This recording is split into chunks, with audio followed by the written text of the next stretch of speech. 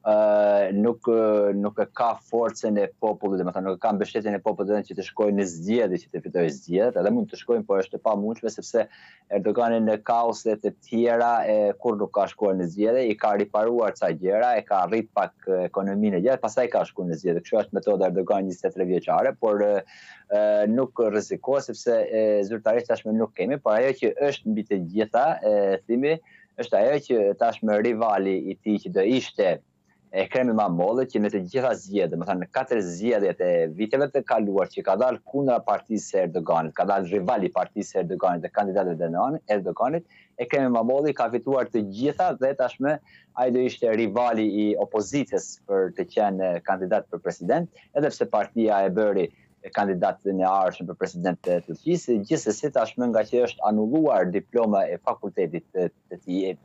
tij, ai nuk e ka të drejtën të jetë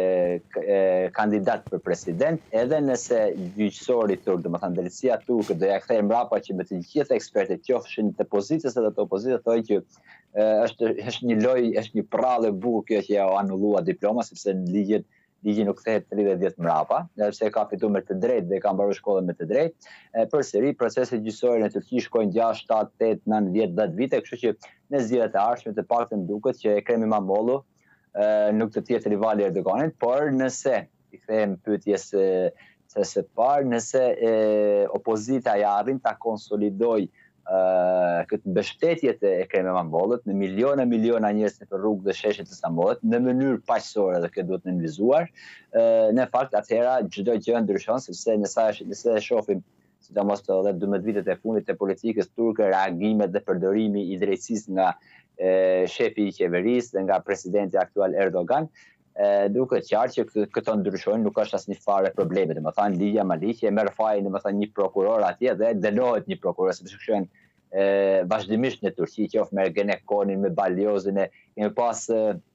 Padir, kemi pas çuditëra të tjera në Turqi dhe të gjitha janë kthyer prapë, domethënë normalisht. Nëse opozita arrin ta konsolidojë mbështetësit e tina, atëhera do të kemi gjëra të ndryshme, por deri me tani do të shohim sepse aktualitetet vijnë brenda menë, prapë me normalisht që opozita quhen me urdhën të Erdoganit, prapë janë thirrur në pyetje disa kryetarë të bashkive tjera të Stambollit, po ashtu janë hapur padia dhe sindikatave që kanë marrë pjesë në këto mitingje dhe në këto protestat, kështu që orë pas ore kemi shumë gjëra të reja në aktualitetin turk, ku nëse ma lejoni ta them edhe këtë, Özgür Özali, kryetari i Partisë Republikane Popullore Turke, Özgür Özali,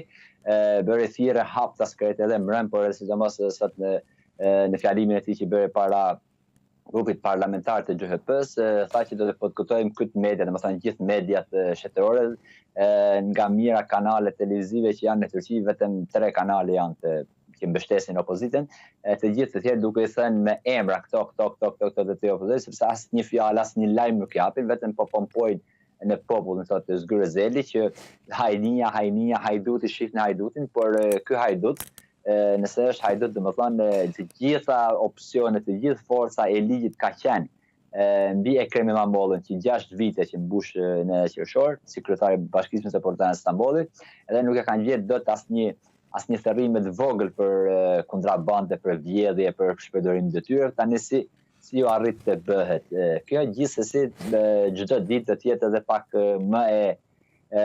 atraksione, pak më shumë në Turqi. Sokola, le të themi, a ndjehet frikë nga qeveria për numrin e madh protestuesve të mbledhur, po ndjehet një farë frikë apo jo, është gjë normale për atë, jam mësuar dhe nuk i tremb asgjë. A ka frikë Erdogan në shpytja? Jo, thimi ka frikë, sepse është shumë interesante. Ditën e djeshme, normal që me urdhën e Erdoganit, në punë të Ministrisë Punët Mërçe. Me drejtë dhe me urdhën e Erdogan, kushdo ka dhënë, ai e ka dhënë urdhën, kushdo e ka zbatuar. Po, edhe janë ulur në tavolinë dhe kanë diskutuar për disa gjëra, domethënë opozita me njerëzit e besuar të Erdoganit dhe me prefektin e Stambollit. Domethënë kjo që sepse thimi në fakt Erdoganit vetëm frikë që ka pas Erdogani në sa e njeh politikën turke është vetëm sovrani. Nëse sovrani ja kthen shpinën Erdoganit, që tashmë duket që ja ka kthyer shpinën, ai ditë ule, ditë bëhet diplomasi, sepse siç dihet, domethënë në politikë dhe në diplomasi nuk ka gjë deri, nuk ka besë burrnia, aty ka vetë çastet e kohës, ulet, debatohet, dikun tërheqet, dikun lëshon, dikun ashtu, por normalisht sporizimi maksimal i të gjithë institucioneve shtetërore, por edhe të mediave shtetërore dhe private, po bëhen të pamundurit që të thojnë popullit që kjo është domethënë përbjedhje për hajni, për terrorizëm, këta janë terrorista që dojnë ashtu, këta janë njerëzit që i ka futur Mossadi, i ka futur CIA për ta coptuar Turqinë, domethënë ka ngele vetëm ajo forca e nacionalitetit, sepse nga ana ekonomike domethënë është shumë keq.